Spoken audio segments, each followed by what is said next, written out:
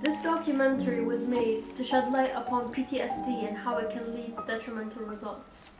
Surviving war isn't just about coming back alive, but coming out of it with the same mental state you got in with. Tell me about Krebs before the war. Before the war, Krebs was a totally different person from who he was after he came back. I remember he was such a sweet boy to his sisters and to me, and he helped around the house all the time. And even his relationship with his father wasn't as bad as it was after he came back. And he also went with me to church every Sunday. And he even graduated top of his class with Charlie Simmons. And I remember he always had this dream of going to war and fighting for America. And he was able to go, and I thought that would be a really good thing for him. And we were all proud of him. That's why I can never understand how someone can be so miserable when they've achieved their dream. How often did you see Krebs around town, and what was your impression of him? Well, back then we were all pretty wild girls. We were all over town all the time. We saw Krebs around a few times. He was really odd and never really talked to any of us. He would just watch, but he never really approached. He always seemed like a lost soul, and eventually he proved to be one. So, you're one of the few girls, if not the only one, that actually spoke to Krebs. Well, you have to understand that Krebs wasn't anything the other girls were looking for. While other girls were having fun nights and fancy conversations, I was more into the traditional side of romance. That's why I kept watching him while he was watching everyone else. And how did he react when you approached him? I didn't feel like he didn't want to talk to me. I felt like he didn't really want anyone to talk to him.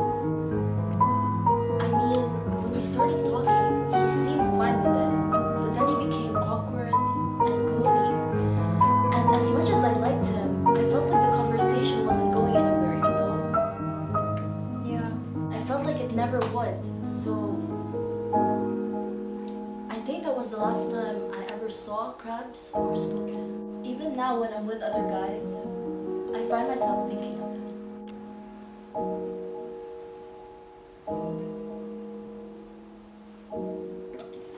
And what about Krebs after the war? After Krebs came back from the war, he was a totally different person. My son wasn't the person I raised. He didn't go to church anymore. He didn't help me around the house anymore. He wasn't even sweet to his sisters. He barely spoke 2 words to his father, and he spent all day in bed. And I urged him to get a job, but he just wouldn't listen. I don't know, he wasn't even interested in girls who would sit on the front porch and just stare at people pass by. Why were you the way you were with your son? I was trying to teach him how to be a man.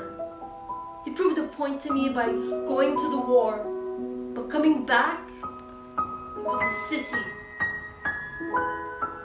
How can I call him my son? I have a responsibility to my wife and to my daughters.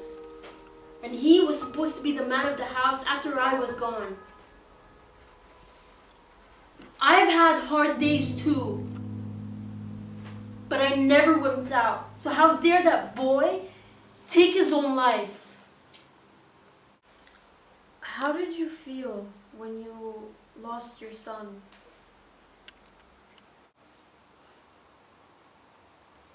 I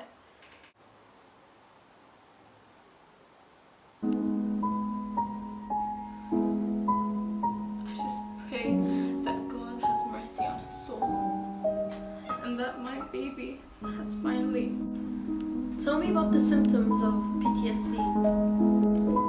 Well, basically, there are many symptoms of PTSD, but the most recurring ones are nightmares. You can have problems sleeping. You might either sleep too much or you might sleep too little.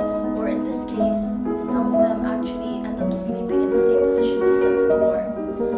Smells and sounds can trigger them, like the slightest things. They might have trouble concentrating. They might have trouble going back to how they used to be. People who suffer from PTSD can be repelled by social outings. They